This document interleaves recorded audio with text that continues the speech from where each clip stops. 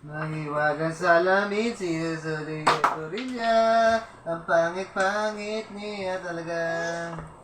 Oh.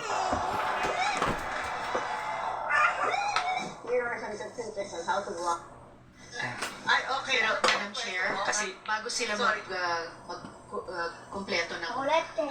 kwento nila, maaari ko lang ipahayag Ah. na saludo po ako sa inyo sa mga first class Facundo at sa mga kasamahan ninyo sa rotation at resupply mission ninyo, sa mga kasamahan nyo sa Philippine Navy sa Ba ilalim maingay, po oh. ng May mga ni meron. Vice Admiral Adasi, Di ba pa? Academy Chief Oo, of sa Staff. ikin taga-ayos. Of course, of course.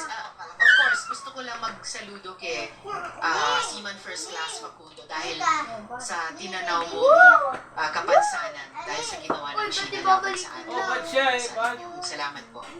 Yes, Jeff, meron kang idadagdag pa pala. Ano Wala yan? pang Sa ending ulo, tong pwede sa akin. mama. Yun po yung nangyari nung nagbanggaan na ma'am lahat ma'am. Umakyat na po Ano ako. doon? Pinaputol na, umakyat na ako sa Sierra Madre.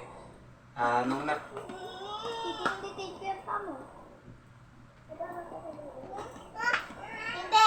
Ba't ka mag-horse? Ba't ka mag-horse?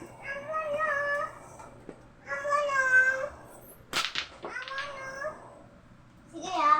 Sige 4 ah. hours, 4 hours. Sobrang 4 hours hirap ago na lang yan. yan. Yan, yan. Pinupundohan kasi ng Iran ang mga grupong galit sa Israel. Binibigyan nila ng mga weapons ang mga grupo para atakehin ng mga ito ang Israel. Kaya naman, sobrang gulo talaga ngayon sa rehiyon. Tapos kailan lang ay direkta pang inatake ng Iran ang Israel. Nagpalipad ang Iran ng sobrang daming mga missiles at drones sa bansa. Buti na lang ay halos lahat ng mga missiles ng Iran ay na-intercept. Dahil kung hindi, siguradong rumaragasan na ngayon ang digmaan sa pagitan ng Israel